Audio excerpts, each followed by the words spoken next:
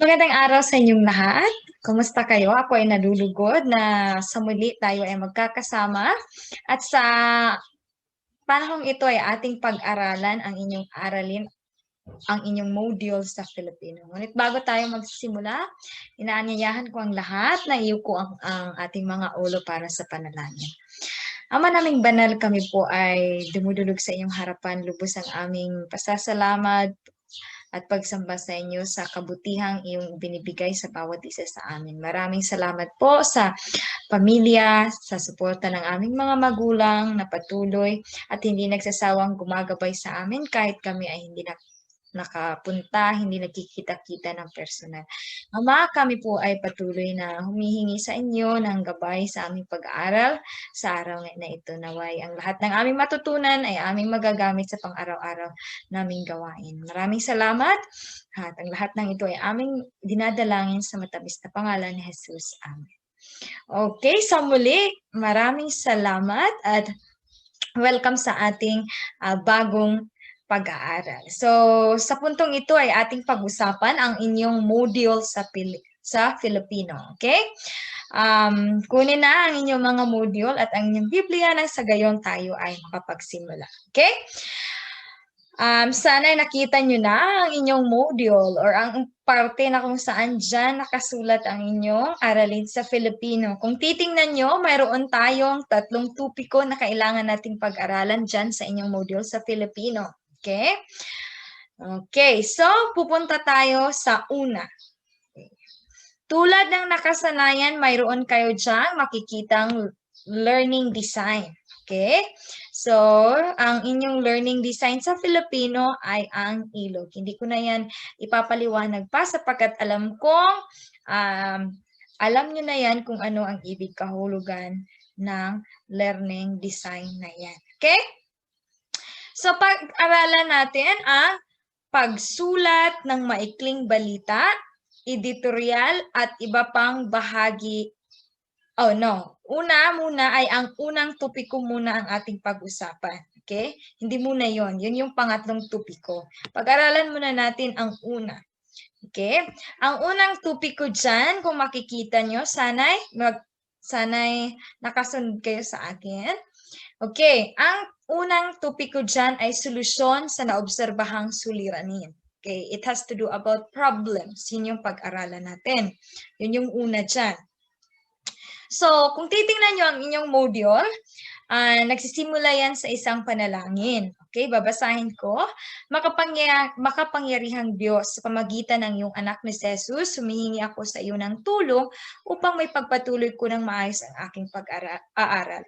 Patnubayan mo po ako upang makamit ang karunungan na aking minimiti alamin sa module na ito. Sana ito'y maging daan upang magkaroon ng katuparan ang aking mga pangarap sa buhay. Ito ay aking minadalangin sa pangalan ni Jesus. Amen. Yun yung makikita nyo panalangin dyan sa inyong module. Pagkatapos dyan, ipinapaliwanag kung ano yung mga kasanayan na kailangan nyong matutunan. Una, makapagbibigay kayo ng maaring solusyon ng mga naobserbahang suliranin. Mayroon din tayong mga target sa pag-aaral. Aalamin mo ang pamamaraan ng pagbibigay ng angkop na solusyon. Pupuna ako sa mga naobserbahang suliranin at magbibigay ka ng solusyon sa mga naobserbahang suliranin. At meron din kayong mga gawaing pagganap or your performance task. Ano bang yung gagawin? Makakasulat ka ng isang naobserbahang suliranin sa iyong pamilya at magbigay ka ng angkop ng solusyon tungkol dito. Okay? So, babasahin ko muna ang isang salaysay dito tungkol sa pagiging makatao. Ang pagiging makatao ay ang pagmamahal sa kapwa-tao. Iyong iniisip ang kanyang kapakanan at kabutihan.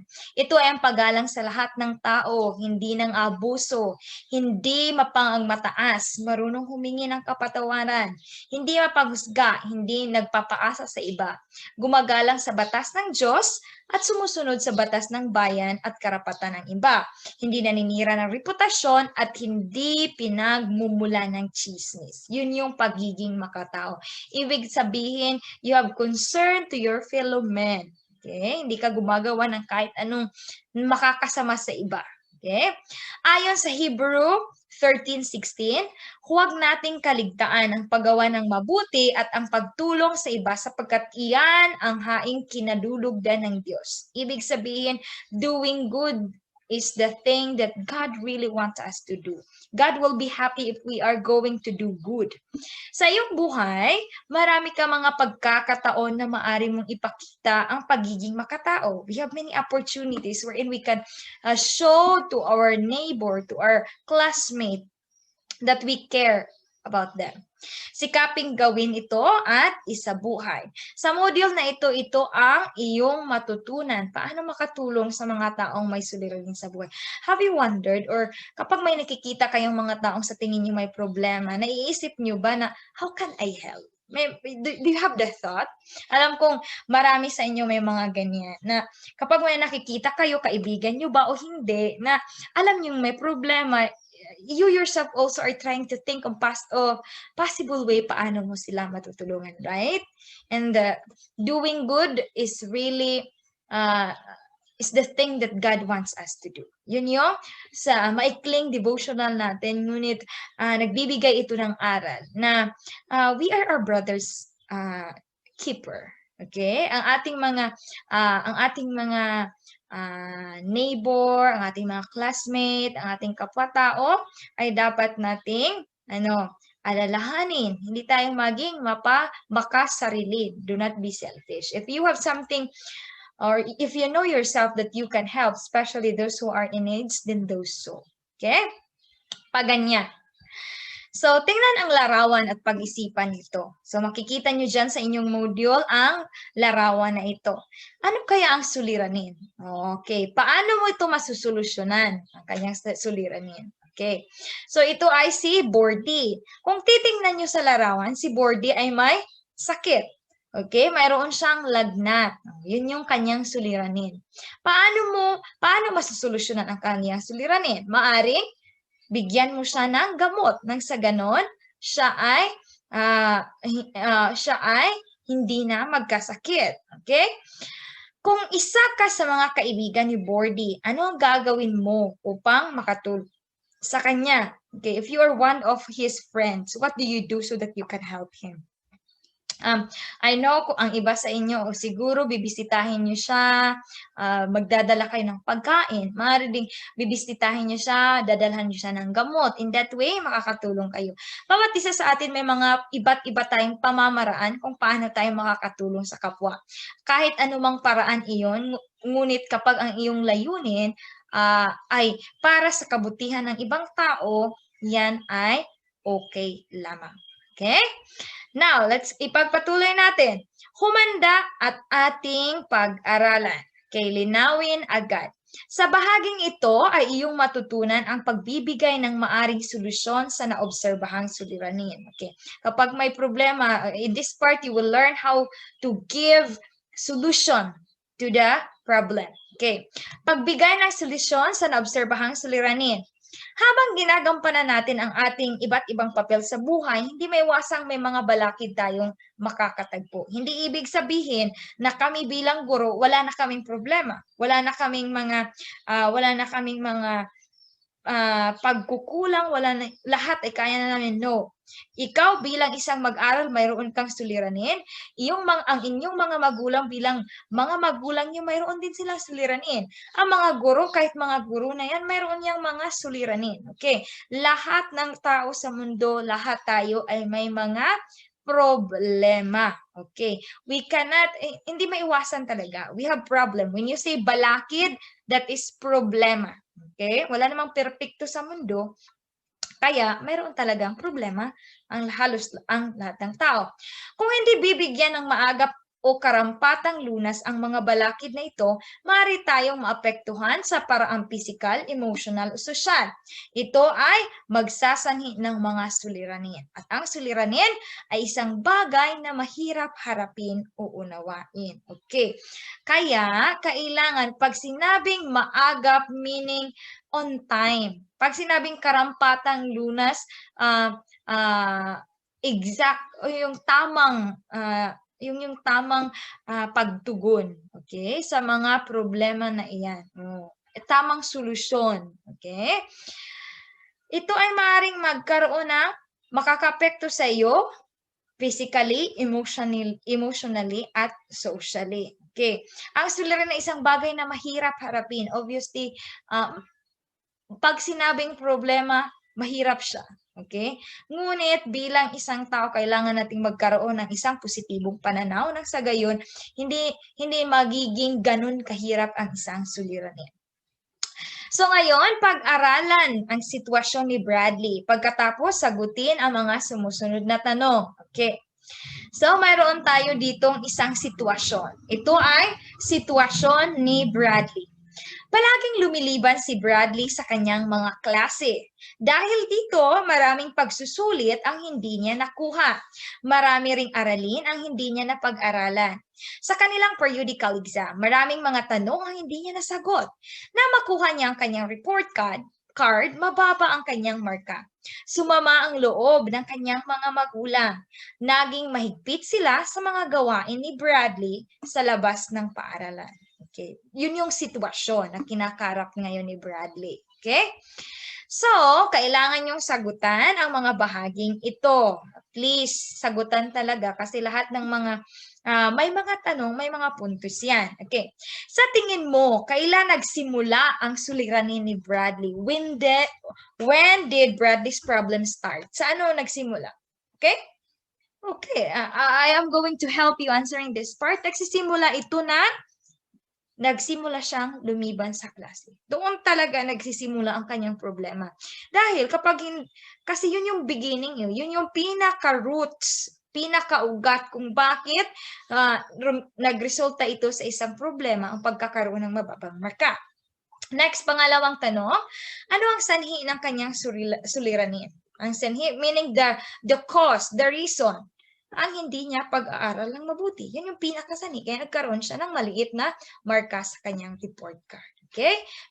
Please, isulat niyo ang inyong mga sagot sa bahaging ito. So ngayon, ipagpatuloy ang pagbabasa upang malaman kung tama ang iyong mga ideya. Sa tingin mo, paano nagsimula ang suliranin? Of course, ang suliranin ay nagsisimula sa iba't ibang paraan.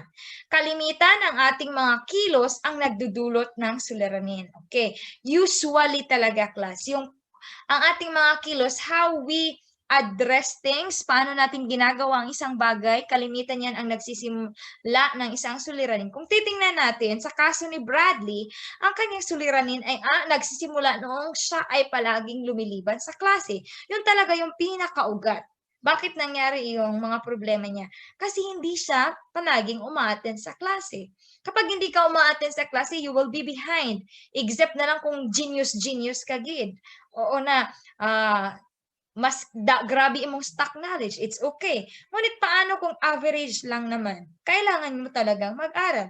Kung hindi mo naman gusto ang guro, siguro magbasa ka in advance. Nang sa gayon, kahit hindi ka na makinig, kapag nagpapaliwanag ang guro, pagdating ng mga quizzes, makakasagot ka pa rin kasi nagbabasa ka na in advance. Okay? So kay Bradley, ang kaso sa kanya, wala talaga. Lumiliban pa siya sa klase, hindi naman binabanggit kung siya ba ay nagbabasa. Kaya, nagkaroon siya ng problema. Okay, ito ay ang nagsanhi upang siya ay bumagsak sa kanilang periodical exam. Okay, from that very root, it resulted into failure. At yan ay nang nagkaroon siya ng mababang score sa kanyang periodical exam. May mga suliranin na dumarating ng hindi inaasahan. Kalimitan, mga suliranin ito na hindi natin hawak. Of course, may tulad ng nabanggit, kalimitan ng mga suliranin ay bunga ng ating kilos. Okay? The consequence of our action. In every action, there is a reaction. Yan talaga yun. Kung ano yung ginagawa mo, mayroon talaga yung result. Either masama or mabuti. Okay. Ngunit mayroon din namang problema na kung saan it's because of the cause is hindi dahil sa atin. Okay. Suliranin na hindi natin hawak. Okay. Mga suliraning we don't have any control of it. Okay? Halimbawa nito ay biglang pagkamatay ng isang pamilya. Hawak ba natin ang buhay ng isang tao? Obviously, hindi. Kaya, hindi natin yun alam. Okay? Paano kung siya ang bumubuhay sa pamilya? Sino na ngayon ang susuporta sa kanilang pamilya? Those are problems that we don't have any control about it. Okay? Isa pang halimbawa, kapag natanggal sa trabaho. Okay? Kapag natanggal sa trabaho ang isang kapamilya dahil sa krisis tulad ngayon, dahil sa COVID ngayon, maraming mga paaralan ang private school ang nag-close. Okay. Paano na yung mga guro na sila talaga yung inaasahan ng pamilya? Na sila talaga ang nagbibigay ng pangkain ng pamilya. Okay? Tulad ng mga factories ngayon, mga food chain na nag-close. Okay? Yun yung mga problema na kung saan hindi natin hawak. Okay. Mayroon ding mga suliranin na hindi nangyari kaagad. May mga dinaranas lamang tayong mga balakid paminsan-minsan. Nagkaroon ng isang suliranin kadalasan kapag hindi natin binibigyan ng pansin ang isang balakid at apektado nito ang ating gawain sa tahanan, paraan at trabaho. Kaya maging sensitibo. We need to be more sensitive, okay? Sa ating mga kasama sa bahay, hindi natin alam, may mga iniinda din silang mga suliranin. Kung isang tao ay may suliranin, dapat nasubukan niyang lutasin ito o kaya ay maghanap ng mga taong maaring tumulong upang lutasin ang suliranin. Kung hindi, ang suliranin ay maging makaka-apekto sa ibang tao. If you know that you have your problem, the best thing that you can do is you are going to solve the problem, or either kapag alam mo sa sarili mo na hindi mo kayang lutasin ito ng nag-iisa, you can ask somebody. At ang hihingan mo naman ng tulong ay yung mga taong alam kung paano lutasin ang nasasabing suliranin. O halimbawa, mayroon kang problema sa iyong kalusugan. Sino ang dapat mong hinga ng payo? Sino ang dapat mong hinga ng tulong? Obviously, yung mga may kaalaman sa medisina. Maaring ang mga doktor, mga nurse. At hindi ka naman pupunta sa mga inhinyero, di ba? Yun yung dapat gawin. Kung sino yung may mga alam tungkol sa iyong problema. Kung ikaw ay may suliranin, subukang tingnan ito sa positibong paraan. Okay. Many of our young people today, anong ginagawa? Kapag may mga problema, naglalasing. Di ba? Kapag may mga problema, pupunta sa barkada, anong nangyari? Napapariwara dahil kung ano-ano nang kabulastugan yung ginagawa. Okay? Ito ang dapat nating tandaan. Kahit anumang problema ang ating kinakaharap sa puntong ito ng ating buhay, alalahanin na lahat ng problema ay may solusyon kapag ikaw ay may positibong pag-iisip. Okay? Kapag a Christian as we are, we believe that we have a God.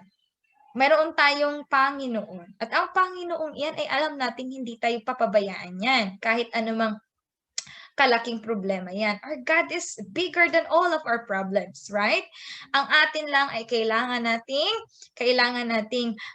itong magkaroon ng positibong pag-iisip. Take every problem in its positive side.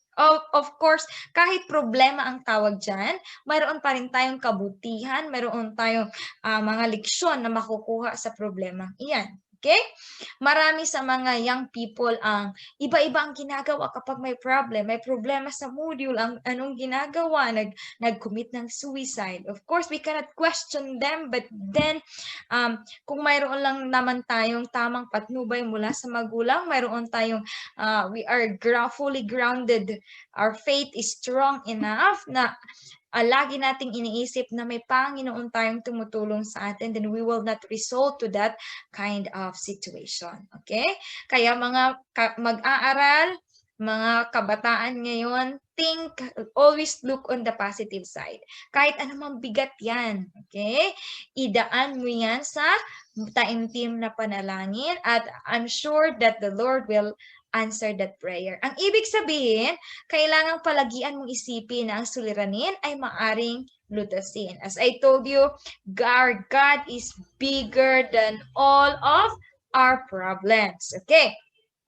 Nakakaapekto sa ating damdamin ang mga suliranin. Obviously, kapag may problema tayo, ang nangyayari is maging balisa tayo. Kapag mga suliranin tayo, maaari tayong hindi mapalagay, yung hindi komportable. O sino ba namang na-peace of mind if mayroon kang problema iniisip? Obviously, we keep on thinking the possible solution of that problem and it makes at balisa. Okay? Ngunit mayroon ding silbi ang pagkakaroon ng problema dahil ang mga suliranin ay nakakatulong sa atin upang maging mas matatag at mas mabuting tao, gaano man kahirap ang mga ito. As I told you a while ago, ang problema is not always negative. Kahit problema man ang tawag niyan, may mga leksyon pa rin niyang itinuturo sa atin at ito ay magsisilbing mga stepping stone. Okay? Nang sa gayon tayo ay mas tumatag bilang isang tao, bilang isang Kristiyano at ito ay makakatulong sa atin sa ating pagtanda or in our growth. Okay? Bilang isang tao, magiging positibo tayo kasi sabi dito, mas matatag at mas maging mabuting tao. Kasi kalimitan sa ating mga tao ang nangyayari, grabe ta mag-pray if we have problem. Okay? And then, that's the most amo ginangga katabo. Okay? But iisipin natin na may problema man o wala, kahit anumang dinadaranas natin sa araw-araw, dapat natin yan pasalamatan sa ating Panginoong Diyos. Paano ba natin ilulutas ang ating mga suliranin? How do you solve your problems? Okay. Alamin kung paano maaaring lutasin ang inyong mga suliranin. Ang mga hakbang ay pag-uusapan natin. So here are the steps. Meron tayong mga katanungan na kailangan sagutin upang lalong mas maunawaan natin ang ating usapin. Una, tukuyin ang suliranin. Of course, we need to identify our problem. Baka wala ka lang namang problema, feeling mo lang may problema ka. So first is, you need to identify what is your problem. Ano ba talagang problema mo? Bago tayo makapag-isip ng mga solusyon, kailangan nating tukuyin mabuti kung ano ang ating suliranin. Okay, identify your problem. Okay, dapat alam mo kung anong problema mo. Baka may magtanong sa'yo, anong problema mo? Hindi ko nga alam, yun yung problema ko. Ano ba yan? Okay? Dapat you know yourself. Alam mo kung ano yung problema mo. Okay? So, ang gagawin nyo dito, class, may suliranin ba ako? Ano ito? Okay? Sa punto ng buhay mo ngayon. Of course, nasabi ko na nga, lahat tayo ay may suliranin. Malaki man yan, maliit man yan, seryoso man yan, o mababaw na suliranin, still that is a suliranin. Okay, ikaw ngayon, bilang isang mag-aaral, ano ang yung suliranin mo? State here. Okay, ang problema, ang suliranin ko ngayon ay hindi ko matapos-tapos ang aking module. O, maaaring kanyan. O maaari ring iba. Halimbawa ko lang yun. Kailangan yung sulatan dyan ha. May mga katumbas yan na puntos. Okay, pangalawa, pagkatapos mong ma-identify, malaman kung ano yung suliranin mo, pangalawa, tutukan ang pagplano. Okay, you're going to focus on your plan. Magplano ka, yun yung problema ko. Anong planong gagawin ko? Pagkatapos matukoy ang yung suliranin, kailangan mo itong pag-isipan ng mabuti. Makatulong ito upang mas maunawaan natin ang suliranin. Since you know your problem, you identify your problem, you are going to plan what would be the best thing to do with that problem. Okay? May katanungan dyan. Paano nagsimula ang iyong suliranin? How did it started? Paano? Kailan ito nagsimula? When did it started? Yun yung isusulat mo. Paano? Nagsimula ito nang naging pabaya ako sa pagsagot ng mga module ko. Kailan ito nagsisimula? Nagsisimula ito noong second grading. Lagi na akong naglalaro. Yun yung mga halimbawa. Okay? Sana'y naintindihan nyo. Next, ipagpatuloy natin sa number 3. Sa ikatlong bilang, iwasang manisi ng iba sa nangyari sa iyo, which is very common. We like to pinpoint other for our mistake nang sa gayon to justify our deeds. Okay? To justify sa mga ginagawa natin, sa mga maling ginagawa natin, pinpoint. Si Kuan Abi, mahalagang pagkatapos nating matukoy ang suliranin, hindi tayo manisi ng iba. Ito ay suliranin mo, nararapat na akuin mo at panagutan mo. Take responsibility since that is your problem. Do not pinpoint others as source of that problem because that is your problem. Take responsibility about it. Ipaliwanag kung bakit hindi dapat nasisihin ang ibang tao. So explain. Bakit sa tingin mo hindi kailangan sisihin ang ibang tao? Okay, yun yung sa ikatlong bilang. Sa ikapat na bilang naman, class, ay pangibabawan ang iyong damdamin at kumilos kaagad. Do not be overpowered with your emotion. Dapat nating isantabi ang ating damdamin habang kinakaharap natin ang suliranin. Please, please, please. When you have problem, hindi gid ipairal ang emotion only. Okay? Think and move. Find ways. Kailangan maging mahinahon at bukas ang isip. We need to be open-minded. We need to be calm. Do not panic if you have problem. Next, ang gagawin nito, mayroon tayong tanong dito sa ika-4 na bilang. Ano ang nararamdaman mo? Bakit? When you have that certain problem in mind, what do you feel? Are you happy? Angry? Kalma ka lang? At bakit? Yun yung sagutan mo. At ang pangalawang tanong, paano mo napag-isip ang mabuti ang sitwasyon? Paano mo napag-isip ang mabuting sitwasyon? How can you still see the good things in a certain situation, especially when you are thinking of a problem?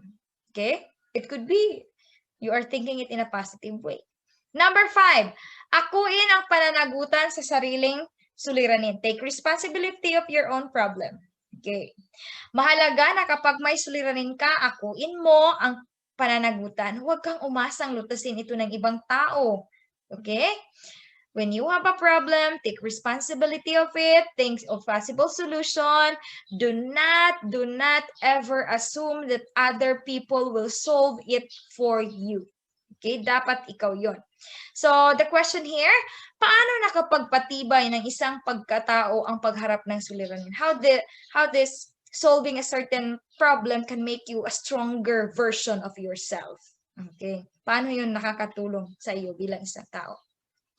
Number 6, alamin kung mabisa ang solusyon sa suliranin. You are going to see if the solution is effective or not. Maaari tayong makaisip ng maraming solusyon sa ating suliranin at sinusubukan natin ang mga solusyon. Ang bawat suliranin ay may pinakamabisang solusyon. Nasa paghahanap lamang ito. Ang mga posibleng solusyon sa iyong suliranin. Okay, mayroon kang iprenisintang problema kanina. Halimbawa, yung module mo. Ano ang mga posibleng solusyon? Okay, maaring posibleng solusyon. Pag sinabing posible, it's more than one. Okay? Maaring posibleng solusyon, mag-overtime ka kasi late ka na. Maaari ding magpatulong ka sa iyong mga kapatid. Maaari ding manghingi ka ng extra time. Those are possible solution. Ngunit sa mga iyan, ano ang solusyong pipiliin mo at bakit? For example, sa mga nabanggit na mga maaaring solusyon, ang napili mo ay ang pag-overtime. Okay. So, bakit mo yun napili? Napili ko ito dahil alam kong ako mismo ang nag-decide na hindi ko ito gagawin nung nakaraang linggo, kaya kailangan kong mag-overtime. Explain mo kung bakit. Okay? Next, ang pagkaroon ng wastong kaalaman sa paglutas ng suliranin sa iyong sarili ay nakakatulong upang makapagbigay ng angkop na solusyon sa suliraning na obserbahan. Narito ang mga dapat tandaan sa pagbibigay ng angkop na solusyon sa suliranin. Okay, when you are going to give a solution to a certain problem, here are the things that we need to consider. Number 1, same. Alamin ang tunay na suliranin at ang pinakaugat nito. What is really the cause of the problem? Number 2, pag-aralan ang mga posibleng solusyon. What are the possible solution that we can offer to that certain problem? When you say possible solution, damo. Okay? Number 3, alamin ang mga paraan upang maging mas madali ang paglutas dito. Okay? You are going to discover what are the possible ways on how we can solve that problem easily. Number 4, isipin ang mga taong maaring makatulong sa paglutas nito. If you think that you cannot do it yourself, then think of possible individual who can help you to solve a certain problem. Number 5, isaalang-alang ang maaring ibunga ng bawat solusyon. You are going to really weigh, okay, what would be the possible result if I'm going to do this? If I'm going to do that, what would be the result? You have that rationally in your mind. Number 6, isipin ang maaring kalabasan o kinahinatnan. Okay, think ahead. Okay, dapat nauna ka na. Pag gagawin ko ito, ito ang mangyayari. Pag gagawin ko ito ang mangyayari. Dapat alam mo yun. Tandaan natin na ang bawat suliranin ay laging may solusyon. Ang mga suliranin ay karaniwang bahagi ng ating buhay. Mayroong iba't ibang paraan ng paglutas ng mga ito. Isa sa pagpapatibay sa ating pagkatao ay tinutulungan natin ang ating kapwa sa pagbibigay ng angkop na solusyon sa mga suliraning hinaharap nila sa buhay. Okay? Remember, no man is an island. Lahat talaga tayo ay meron tayong social life na kung saan meron tayong mga kaibigan. At lahat tayo ay may mga problema, sariling problema. Minsan, kailangan nila ang ating tulong. Kaya, kailangan din nating magbigay. Dahil lahat naman tayo may mga problema. At again, uulitin ko, kahit gaano man kalaking problemang iyan, lahat ng iyan ay may solusyon. Idaan lamang natin sa panalangin at sa tamang pag-iisip. At huwag kalimutang tingnan ang positibong bahagi ng kahit anumang suliranin. Okay, ngayon pupunta tayo sa obra moto. Okay, sa bahaging ito ay iyong pagyamanin ang mga kaalaman na iyong natutunan tungkol sa pagbibigay ng maaring solusyon sa naobserbahang suliranin. Okay, ang gagawin niyo dito, dugtungan nyo lang. Okay, ibigay ang sagot na hinihingi sa bawat bilang. Isulat ang mga ito dito lang sa inyong module. Huwag nang gumamit ng kahit anong papel. Directly right here in your module lamang. Okay. So, una, ang suliranin ay, dugtungan nyo ito. Nandyan ano yung sabi ng suliranin? Nandyan yan, binabanggit na yan dito. Ano? Ang suliranin ay, okay, mga bagay na mahirap intindihin, mga problema. Yun. Number 2, sa paglutas ng ating sariling suliranin, ano ang kailangan natin? Ano ang kailangan natin sa paglutas? Nandito lang din yun. Okay. Okay. Una, tukuyin ang suliranin. Okay. Ilan yan? 6. Okay. Yun yung isulat nyo sa bahaging ito. Sa pangatlo naman, sa pagbibigay ng angkop na solusyon, ano ang dapat nating tandaan? Okay, binanggit yan dito. Okay, ito yung mga dapat nating tandaan. So, yun yung sagot nyo doon sa bahaging iyon. Di ba? Madali lang. Now, let's go to pagsasanay 2, subukin. So, basahin natin ang kwento, sagutan ang mga tanong, isulat ito sa inyong module, huwag nang gagamit pa ng kahit anong papel. Okay? Isang gabi, ginabi si Bradley ng pag-uwi at siya lasing. Inabot niya ang sweldo sa kanyang asawang si Sassy. Ang sweldo ni Bradley ay dapat 1,200, ngunit 1,000 lang ang natanggap ni Sassy. Hindi yaon ang unang pangyayari. 3 sunod-sunod na buwan na itong ginagawa ni Bradley. Nang gabing yaon, nag-away ang mag-asawa. Dahil sa hindi makontrol ang kanilang sarili, sinaktan ni Bradley si Sassy. Lubhang nagdamdam si Sassy sa ginawa ni Bradley sa kanya. Kinabukasan nang pumasok si Bradley, nag-alsa baluta si Sassy kasama ang 2 anak. Umuwi siya sa kanyang ina. Sa pag-iisa, walang iniisip si Bradley kundi ang kanyang asawa at ang anak. Napagtanto niyang siya ang may kasalanan. Naisip niya na sana'y sinabi niya sa kanyang asawa ang kalagayan ng kanyang kumpanya. Dapat sinabi niya na sa asawa na mawawala na siya ng trabaho matapos ang 6 na buwan. Siguro maintindihan naman kung bakit lasing siya ng gabing iyon. Siguro hindi sila nag-aaway. Okay, yun yung sitwasyon na kinakaharap ni Bradley sa puntong ito. Ano ang iyong maitutulong sa suliranin ni Bradley? Gamitin ang mga gabay na iyong napag-aralan tungkol sa pagbibigay ng angkop na solusyon. Okay, una, ano ang suliranin ni Bradley? Okay, answeran niyo, what is the problem of Bradley? Number 2, paano nagsimula ang suliranin? How did the problem started? Pangatlo, sino ang sangkot o apektado sa naturang suliranin? Sino yung mga apektado sa problem nila? Yung mga taong naging apektado sa kanilang problema.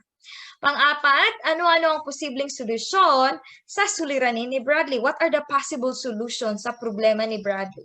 Pang-5, sino-sino ang maaring makatulong sa suliranin ni Bradley? Bakit? Who are the person who can possibly help Bradley and why? Number 6, ano ang pinakatumpak na solusyon na iyong maibibigay ka, Bradley? Yung the best solution talaga na mabibigay mo kay Bradley. Okay? Huwag nang gagamit ng papel ha, isulat lang dito sa bahaging ito. Sa mga dalum lang sa every number class. Igo lang na siya. Okay?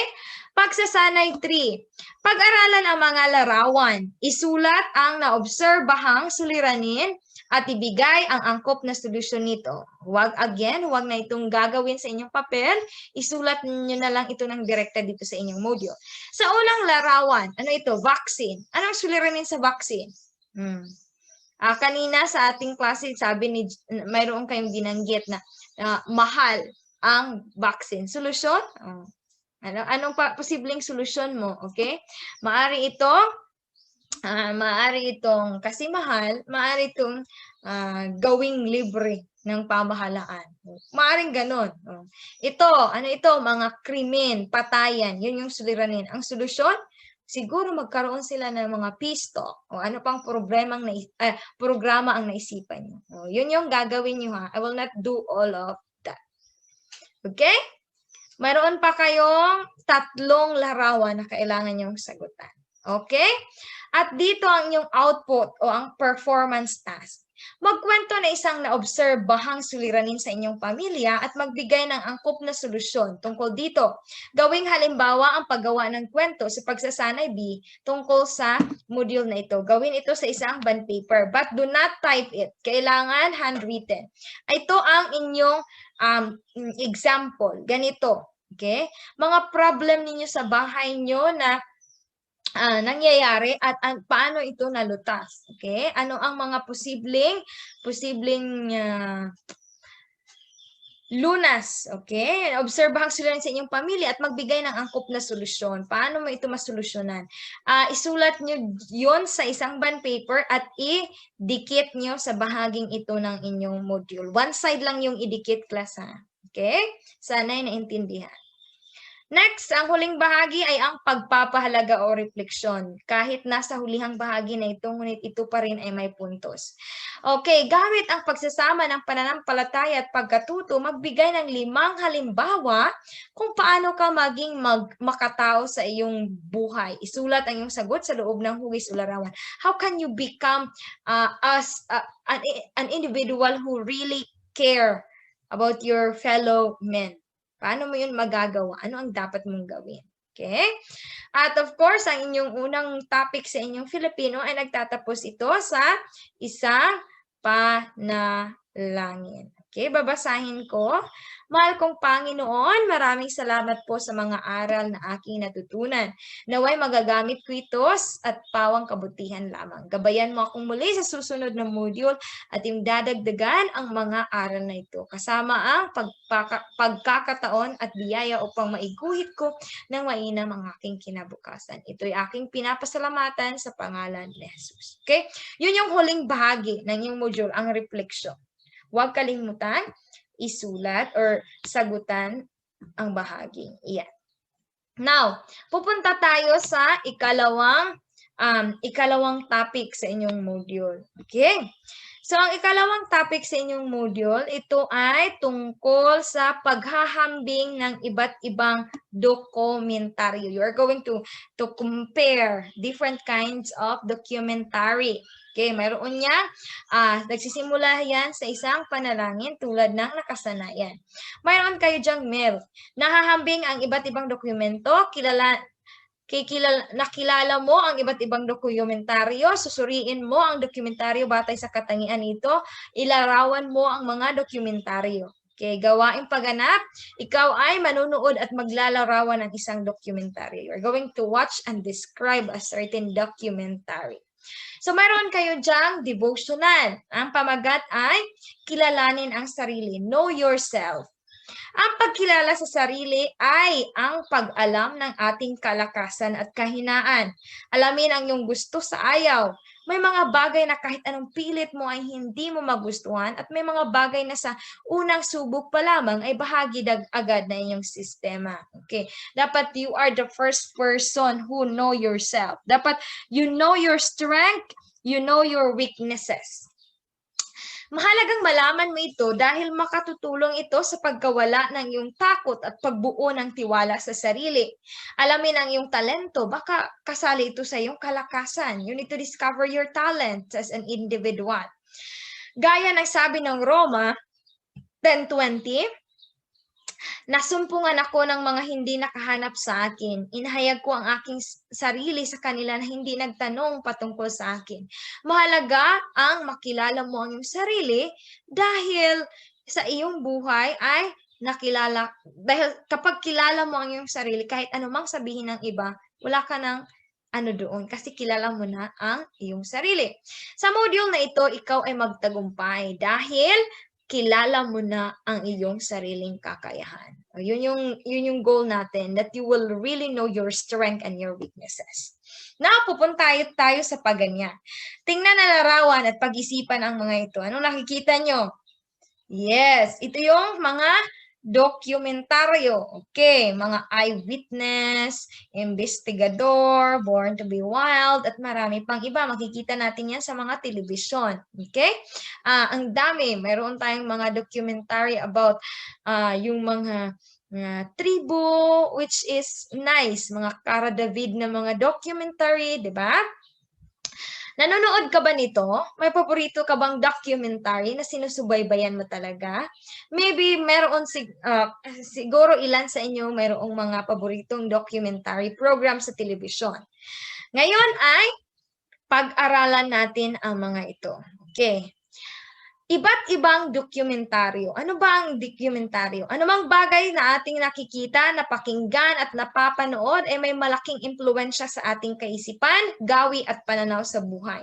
Marahil ay lubos kang kumbinsido at naniniwala sa mga pahayag na ito, lalo na't kung ang ating mga pinapanood ay yung makabuluhan at maiugnay sa ating pang-araw-araw na pamumuhay. Kadalasan sa mga ito ay mga dokumentaryo na ating pinapanood. And personally, class, I love watching mga wildlife documentaries, mga BBC na sila class sa mga documentary. Isa yun sa mga pinaka-paborito kong pastime.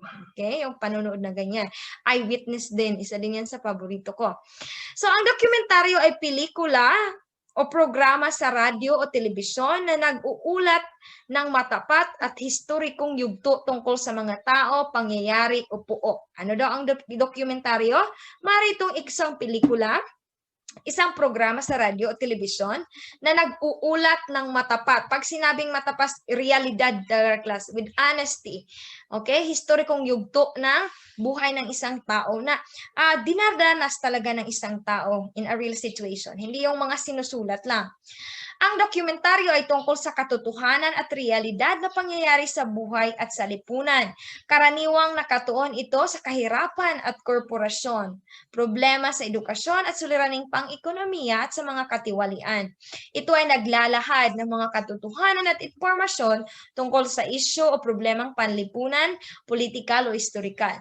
Nalalayo ng dokumentaryo na i-record ang ilang aspeto ng katotohanan para makapagbigay ng aral o makagawa ng isang pag-record ng kasaysayan. Okay, yun yung mga goal, yung mga purpose, bakit nangyayari, bakit ginagawa yung mga dokumentaryo na yan.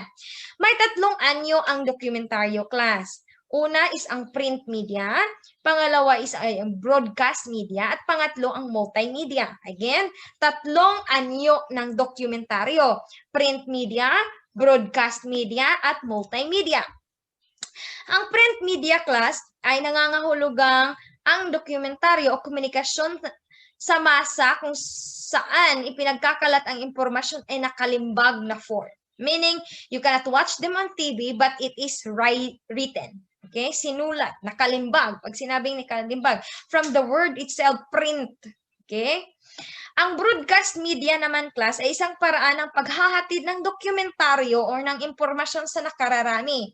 Ito ay sa pamagitan ng telebisyon. Yung nakikita nyong eyewitness na yan, that is broadcast media. Okay? Kasi pinanonood kayo sa mga telebisyon nyo o nakikinig kayo sa mga radyo nyo at sa mga pahayagan. Gumagamit ng radio waves upang maghatid ng impormasyon sa telebisyon at radyo. Ang internet ay matatawag na ring bahagi ng broadcast media. Pangatlo ay ang multimedia. Ang multimedia ay gumagamit ng isang kombinasyon ng iba't ibang form na nilalaman tulad ng teksto, audio, larawan, animation, video, at interactive na nilalaman. Combination na siya. Yun yung sa inyong multimedia. So, meron tayong mga dokumentaryong pang-telebisyon. Okay, this is common. Ang dokumentaryong pang-telebisyon, ito ay mas bisang medium ng programang pang-telebisyon sa paghahatid ng kabatirang panlipunan, pangkultura, pang-espiritual, pang-edukasyon, pang-moral at panlibangan. Hindi may ilan na napakalaki ng impluwensyang nagagawa nito sa sambayanan, lalo na nga at ang katangiang itong visual o fotografiko. Ang programang pang-telebisyon ay maaaring magsilbing libangan o kaya ay gumising ng kaisipan at damdaming, pumukaw ng interes at maging instrumento sa pagkilos sa kaugnay ng mainit na panahong issue, especially when we talk about mga news, mga dokumentaryo about pangkurap, or either when we talk about mga legal na mga problema, or ano pa yung mga dokumentaryong napapanahon. Ito ay ang palabas na naglalahad ng komprehensibong impormasyon na sumasalamin sa katotohanan sa buhay. Tumatalakay ito sa aktual na pangyayari, kaganapan ng maaring makakaapekto sa malaking populasyon. Gumagamit ito ng panayam sa mga otoridad, paksa, footage at video clips upang mapatunayan na autentiko ang pananaliksik. So, meron tayong mga gabay sa pagpili na dokumentaryong pang-telebisyon. Una, napapanahon at napakahalaga ng paksa o issue. Okay, yun yung mga current events. Okay, mga important news, important yung mahalagang balita or mahalagang pangyayari. Nakakaapekto ang paksa o issue sa malaking sektor ng lipunan. Okay, damong maapektuhan, hindi ilang one group only. Pangatlo, may panayam ng mga eksperto, otoridad sa paksa o issue ng dokumentaryo. Dapat na ay mga person, right ng mga tao, tamang tao na kung saan napanayam mo tungkol sa kanilang mga stand on a certain situation. Malinaw at lohikal ang presentasyon at paglalahad ng dokumentaryo. Okay, it should be clearly presented. Okay. Pang-anim, nakapukaw ng interes ng mga manunood mula sa simula hanggang wakas. Pang-pito, nakahihikayat sa mga manunood na tumugon sa gumawa ng pagwawasto ng lipunan. What are the purpose or layunin ng dokumentaryong pampelikula? Magbigay ng impormasyon, manghikayat to convince, magpamulat to enlighten, sa kaisipan tungo sa kamalayang panlipunan. Meron tayong halimbawa ng dokumentaryo. Okay. Basahin mabuti ang dokumentaryo at alamin ang mga katangian nito. Okay. So ito ay meron tayong source. GMA News Online. Okay. Pag-asa sa pagbasa. Dokumentaryo ni Cara David. Okay. Ngayong Sabado sa Eyewitness. Okay. Pag-asa sa pagbabasa. Okay. Sinulat ito noong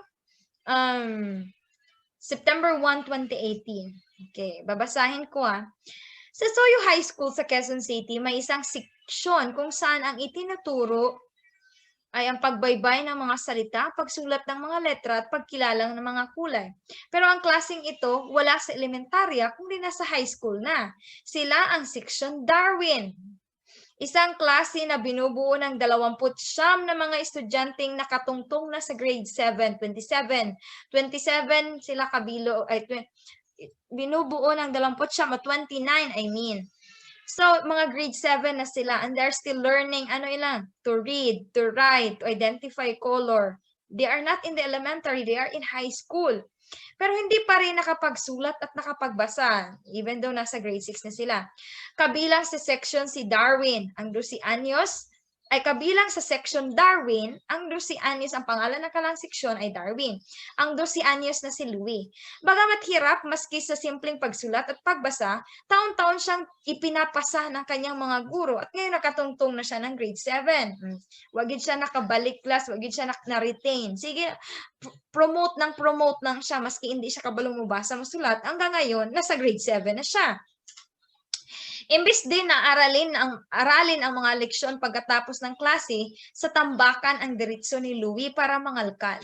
Ang kakarampot kasing kikitain niya, malaking tulong na raw sa kanilang pamilya. Yun naman yung problema eh. Yung mga mag-aaral, yung mga estudyante na hindi lang focus sa kanilang pag-aaral, na pati yung pagkain nila sa pang-araw-araw ay problemahin pa ng mga estudyante. Yun yung mahirap doon. Paano pa sila makafocus sa kanilang pag-aaral kung mismong at that age, inaasahan na sila na katuwang sa pamilya, na makatulong sa pamilya, di ba? So, ipagpatuloy natin. Nasa section Darwin naman, ang grade 8 at 15 anyos na si Jack. Dahil madalas na walang naibigay na pambaon ang kanyang mga magulang, lumiliban na lamang noon si Jack sa kanyang mga klase, kaya't kalaunan na pag-iwanan na siya. Hanggang makaabot siya ng high school nang hindi nakapagsulat at nakapagbasa. Pero dahil sa kagustuhang matuto at dahil na rin sa suporta ng kanyang pamilya at mga guro, nakapagsulat at nakapagbasa na ngayon si Jack.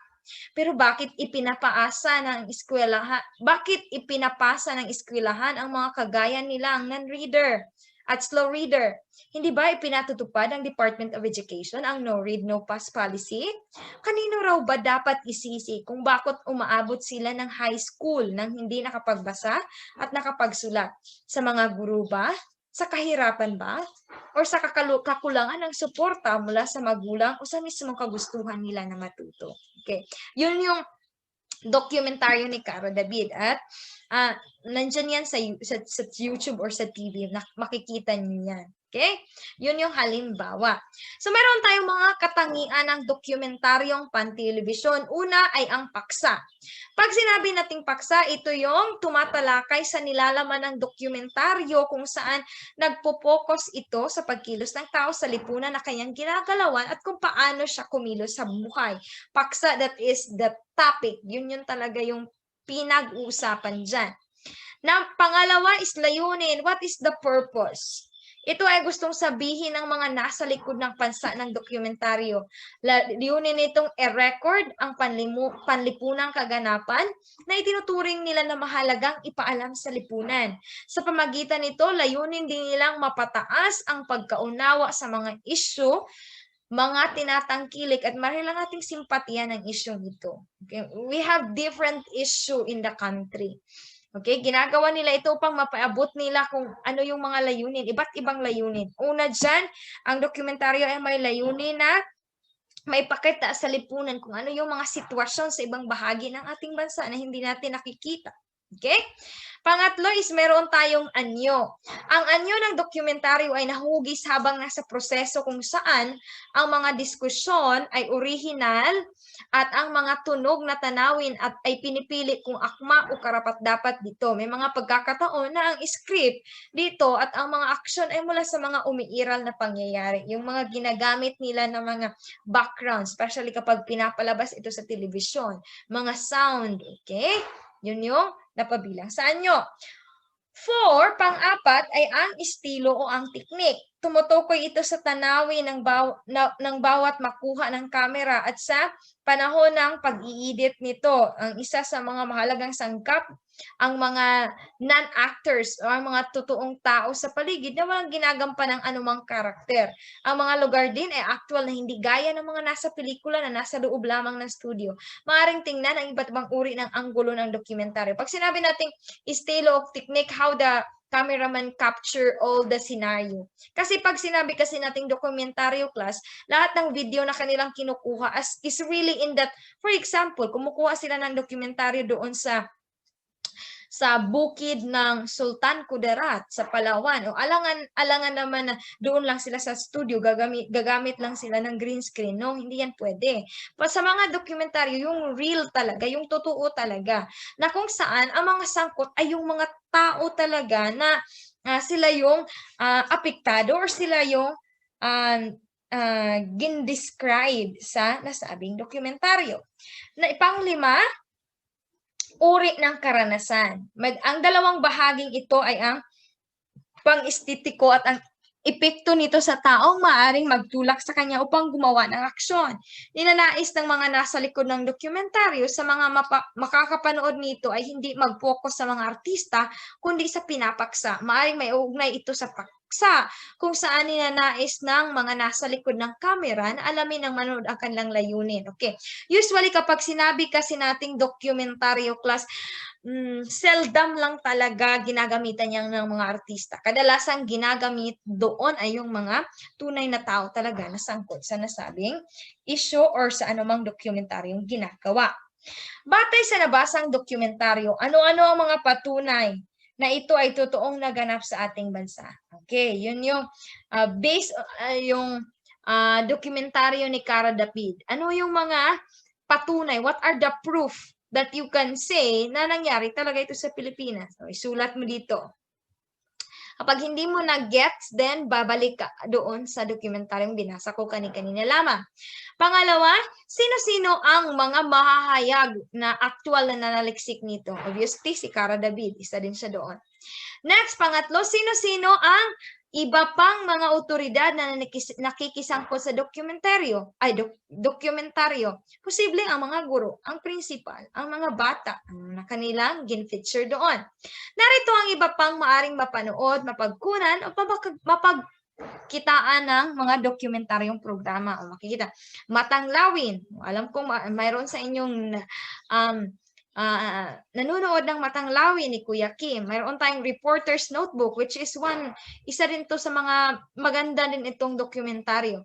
Jessica Soho, isa din to sa mga tanyag na dokumentaryo, tunay na buhay, investigative documentaries, investigador, yun yung mga iba pang mga programa or iba't iba pang klase na dokumentaryo na inyong mapapanood sa inyong telebisyon.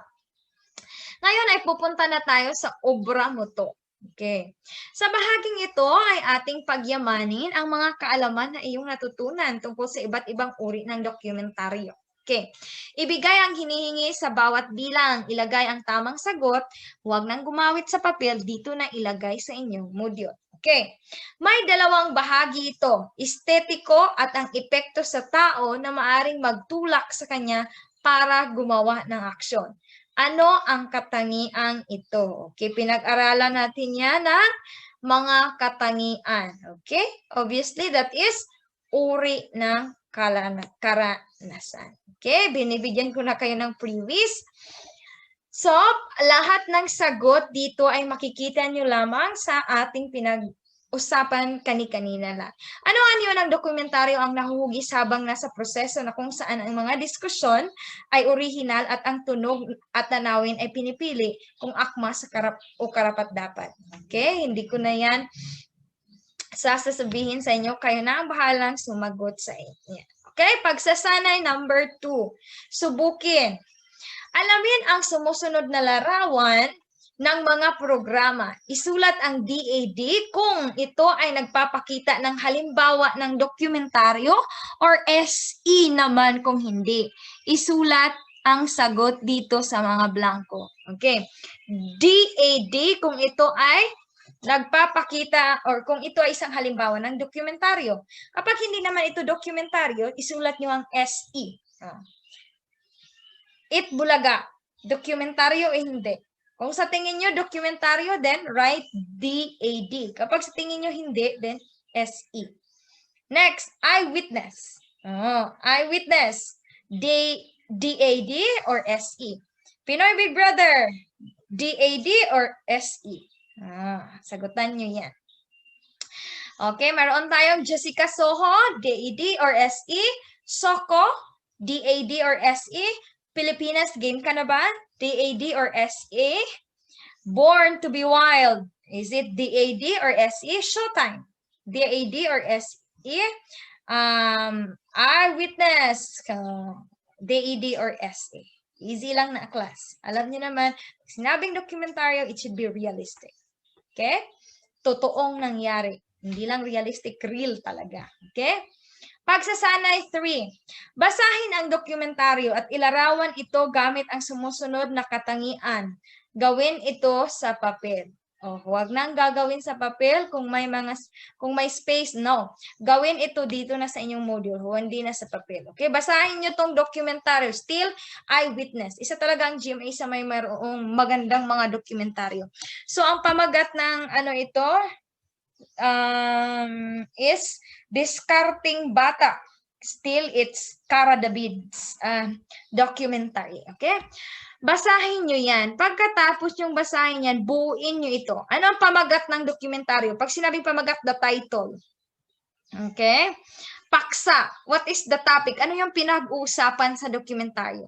Layunin. Ano yung purpose ng dokumentaryo? Okay? Anyo. Technique, estilo, uri ng karanasan, aral na matutunan. Okay?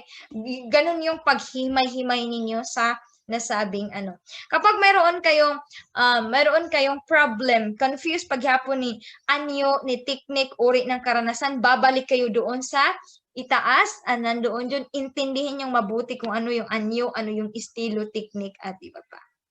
Next ay inyong ganapin ulit ang inyong performance task. Manood ng isang nagustuhang dokumentaryo at ilarawan ito gamit ang mga gabay na katanungan. Meaning you are going to watch a documentary, then you are going to again answer this part. Okay? Do not use any bond paper anymore. Utilize your module. Okay? Manood ka, pamagat, layunin, the same lang.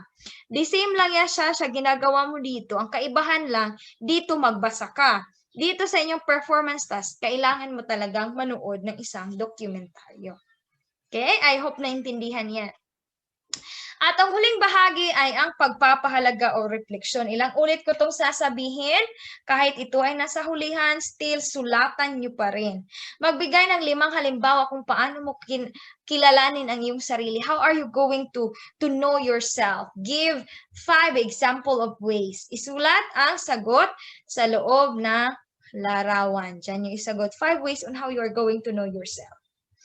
At tulad ng nakasanayan, nagtatapos ang inyong pangalawang topiko sa isang panalangin. Babasahin ko, mahal kong Panginoon, maraming salamat po sa mga aral na aking natutunan. Naway magagamit ko ito sa pawang kabutihan lamang. Gabayan mo akong muli sa susunod na module at yung dadagdagan ang mga aral na ito, kasama ang mga pagkakataon at biyaya upang maiguhit ko ng mainam ang aking kinabukasan. Ito ay aking pinasasalamatan sa pangalan ni Jesus.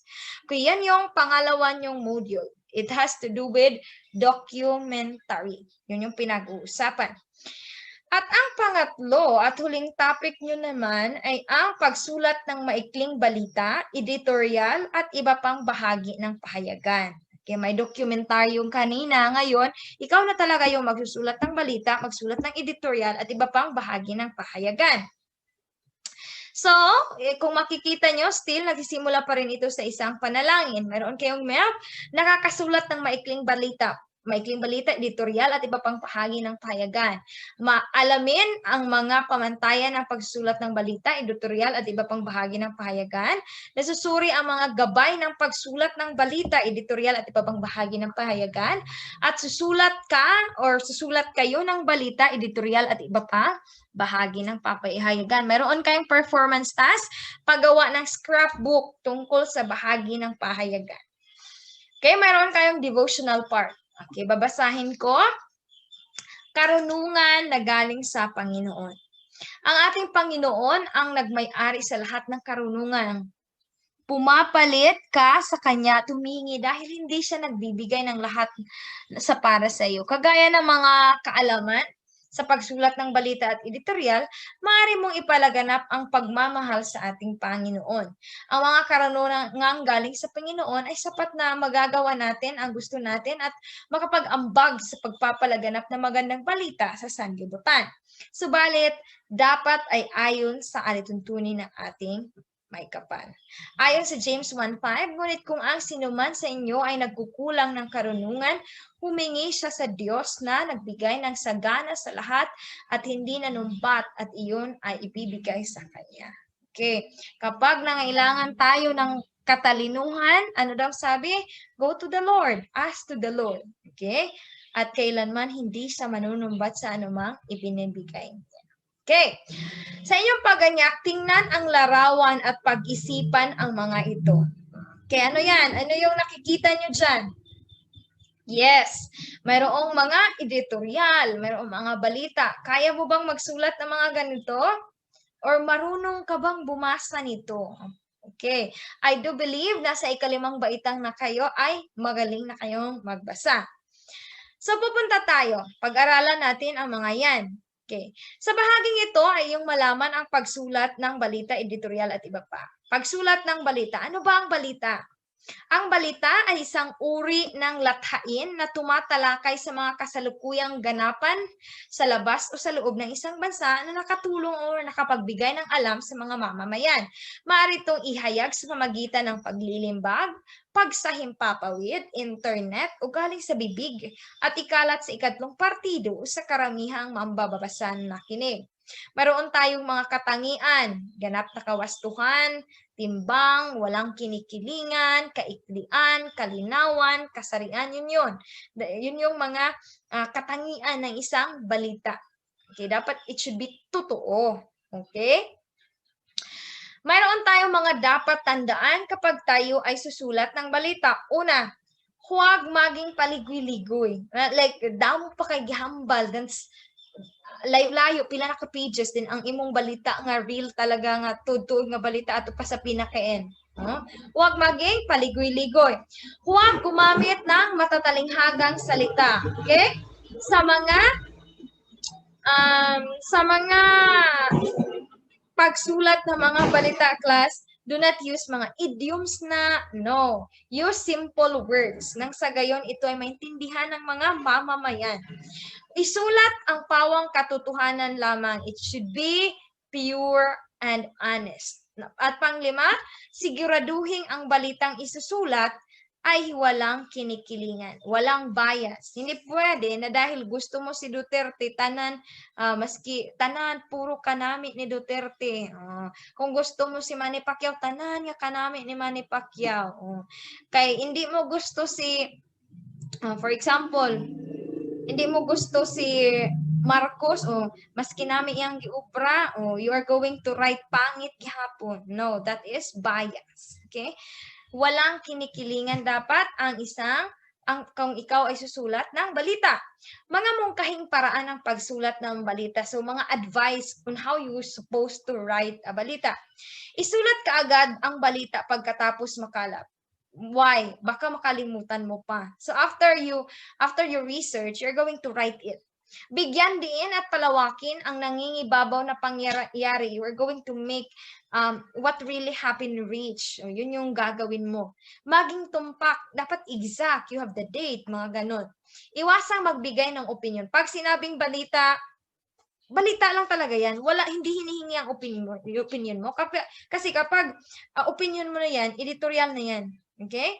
Iwasang magbigay ng opinion mo. Banggitin ang otoridad na pinagmula ng balita, lalo na kung nangingibabaw ang opinion kaysa tunay na pangyayari. Ang balita ay kontrobersyal, lalo na kung ang balita ay nagpapatalastas ng bagong regulasyon. If this is, kapag ang balita nyo is about something, bagong law, you're going to quote kung sinong nagsabi nun.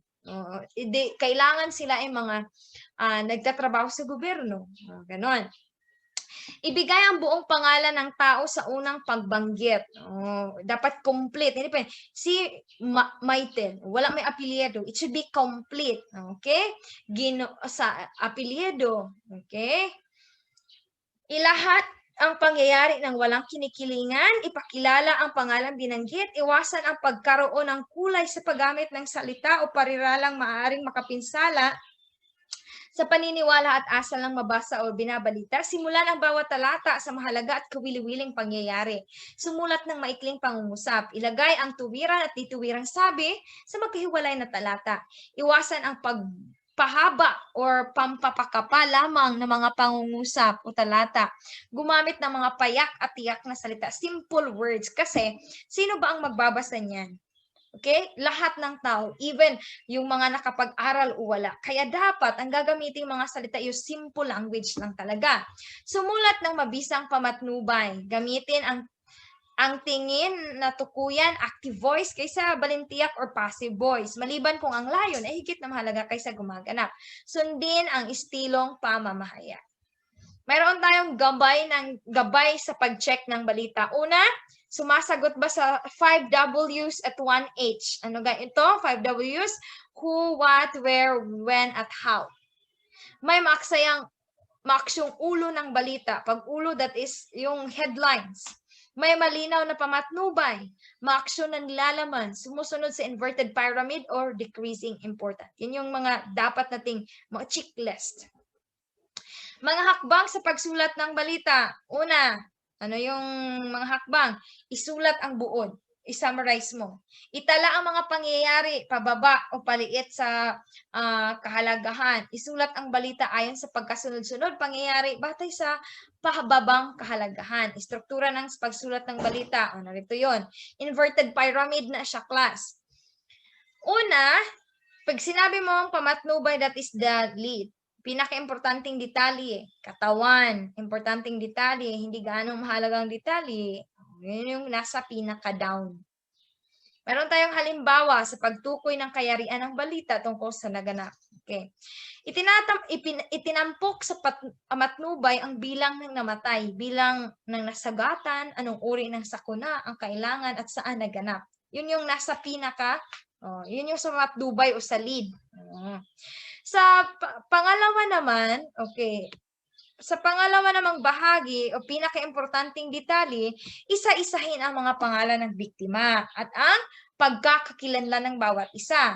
Isulat ang buong pangalan, ilang taon sila, ano ang kanilang hanap buhay, saan sila nakatira, at iba pa. Yun yung mga pinaka-importanting impormasyon. Pagkatapos ng lead, pinaka-importanting impormasyon, sumunod ang katawan. Okay. Dito naman sa katawan, kailangang ilahad mo kung paano naganap ang sakuna ayon sa investigasyon. How did the situation happen? Okay? According to the investigation. Pang-apat, or yung importanteng detalye, dito ilahad ang iba pang nangyari kaugnay sa aksidente, mga related. Base sa pakikipanayam sa mga saksi, mga interview na ni sa mga nakakita. At ang nasa pinakadulong bahagi, ito yung hindi gaano mahalagang detalye, banggitin kung saan dinala ang mga biktima. Yun yung ending. Okay? End na siya. Yun yung paano mo isusulat ang balita. Yun yung guide ha. At the end, kung pasusulatin kayo, yun yung gawin yung basihan. Paglalahat ng isinusulat o binubuo ng balita tungkol sa sakuna. Okay, mga, kung ano na. Summary. Mayroon tayong halimbawa. Isang lola ang nasawi matapos masagasaan ang commuter train ng Philippine National Railway. Kahapon, alas 12 ng tanghali sa may railroad crossing Perlitas Street, San Andres, Bukid. Yun yung lead. Okay. Next, pupunta tayo sa pinakamahalagang impormasyon. Sa investigasyong ginawa ni PO1 Bradley Cruz ng Western Police District, nabatid na ang matanda ay si Sassy Lagundino, 75 taon na nakatira sa 1434A San Jose, Manila. Sinabi naman ni Wilfredo Perez, manugang ng nasawing si Sassy, ay sa kasalukuyan nangunguha ng mga dahon ng bayaba sa gilid ng railroad track nang mahagip ng tumatakbong tren. At ang hindi na gaano mahalaga, ayon sa pahayag ni Cruz, ang tren ay patungong Carmona, Cavite mula sa Paco Station. Yun yung last, yung pinaka hindi na importanteng balita. Ending na siya nga part. Yun yung halimbawa ng inverted triangle na pamamaraan kung paano gagawin ang balita. Okay? Next, pupunta tayo sa editorial. Okay. Pagsulat ng editorial. Pag sinabi nating editorial or pangulong tudling, editorial o ang Pangulong Tidling ay mahalaga sa anumang pahayagan. Ito ay naglalahad ng pangunahing tayo ng publikasyon ukol sa mahalagang isyu. Naglalayon itong mapabatid, magbigay ng kahulugan at makalibang. Ang sumulat ay nagbibigay ng kuro-kuro alinsunod sa kanyang patakarang pinairal ng patnugunan. Kailanman ang editorial ay hindi namumuna o nanulugsa upang makasira upang magkaroon ng pagbabago. Tinataglay ng bahaging ito ang opinyon at patnugod tungkol sa mahalagang isyu. Makikita rin sa pahinang kinasulatan nito ang kartong editorial. Ang editorial ay tinatawag ding tinig ng pahayagan. Okay, yun yung the opinion, yung opinion nila. Pagsulat ng editorial. Okay, una, dapat pag-aralan paano ito sisimulan. Kailangang may hatak. Kailangan may ano ka sa public. Pangalawa, ipakilala na agad ang paksang susulatin. You're going to introduce the topic that you want to write. Pangatlo, pasukan ang paglalahad at pagpapaliwanag. We're going to explain. Huwag maging maligoy. Gumamit ng pangatlong panauhan. Okay? Third person point of view ang gagamitin. Gumamit ng datos, magandang pamagat, at mahalagang pangatwiranan ang opinion. Pag sinabing editorial, it has to do with the opinion of the writer. Meron tayong bahagi ng editorial. Una, panimula, mayroon ding katawan, at mayroon ding wakas. Okay. Sa panimula, anong dapat makikita dito?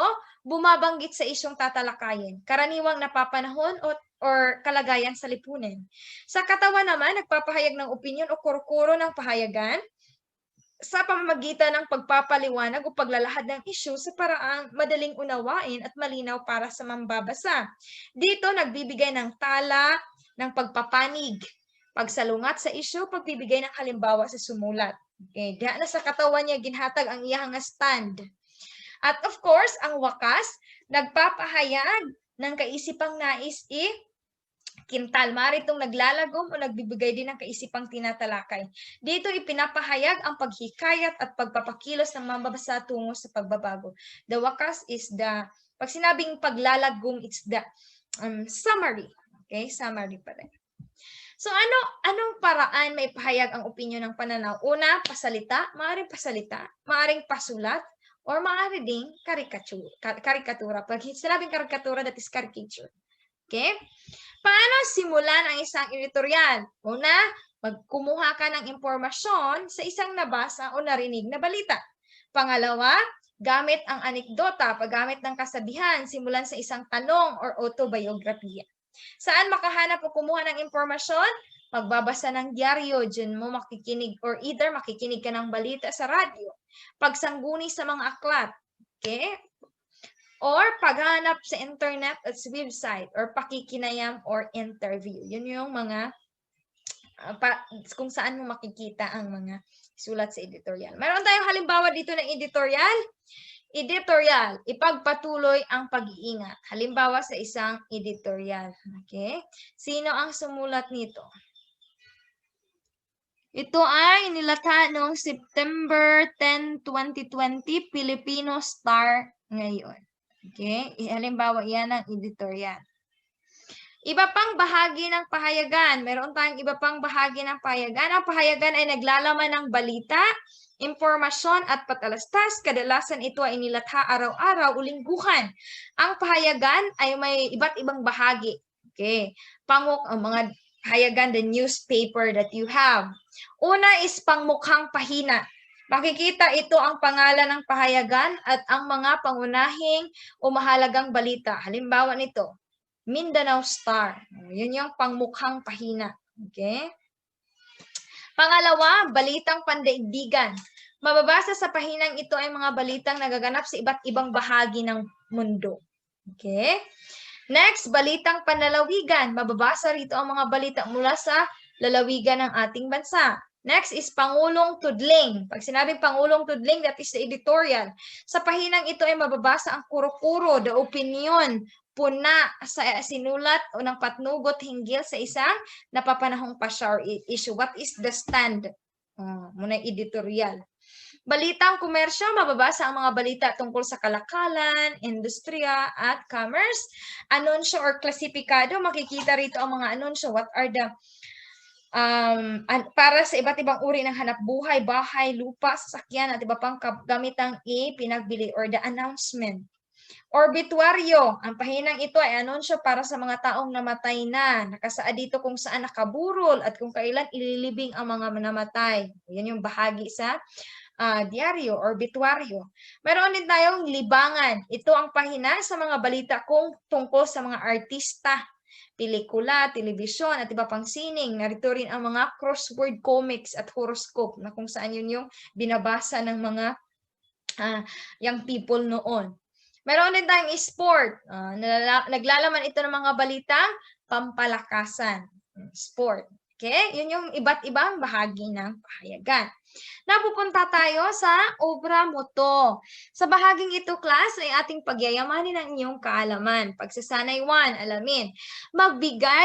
Ibigay ang hinihingi ng bawat bilang. Isulat ang inyong sagot dito lang sa inyong module. Huwag nang gagamit pa ng ibang papel. Mga dapat tandaan sa pagsulat ng balita. Ano yung dapat tandaan kapag ikaw ay sumulat ng balita? Ang sagot ay nandyan. Pinag-usapan natin. Yung mga dapat, kung sumulat ka ng, nandyan yan. Kung sumulat ka ng balita, ano ang dapat mong isalang-alang? Number 2, bahagi ng isang editorial. Ano yung bahagi ng editorial? Nandoon din yon. Bahagi ng pahayagan. Bago-bago lang natin yan pinag-aralan. Ano yon? Isulat nyo lang dito. Mapagkitaan ng impormasyon sa pagsulat ng isang editorial. Saan ka makakita ng mga impormasyon kapag ikaw ay susulat ng editorial? Write it here. Lahat ng sagot ay nandito. Lahat ng sagot ay nandyan. Kaya, balik-balikan at dyan nyo kunin ang inyong mga sagot. Next, pagsasana ito, subukin. Suriin ang sumusunod na detalye at sumulat ng isang balita hinggil dito. Lagyan ng mabisang pamagat. Okay. Suriin ang mabuti ang detalye at sumulat ng isang balita tungkol dito. Lagyan ng mabisang pamagat. Sundin ang inverted pyramid o decreasing importance. Gawin ito sa inyong papel. Okay. So, dito, ang gagawin nyo, kasi medyo marami-rami ito, ang gagawin nyo ay kumuha ng isang papel o isang bond paper. Mayroon kayong impormasyon yan. Okay. Okay. Mayroon kayong impormasyon yan. Ang gagawin nyo ay okay. Ang iyong gagawin, mayroong mga detalye dyan na ibinigay. Okay. Sumulat kayo ng isang balita na ang gagamitin nyo ang mga pangyayari or ang mga detalyeng ibinibigay sa inyo. At ang inyong sunduganan, class, or you are going to base here. Okay? Dito nyo ibase ang inyong balita. Sa inverted to. Itampok patnubay. Bilang ng namatay. Sa kunaan mo ninyong i-follow. No? Format dapat. Okay? I hope that you get it.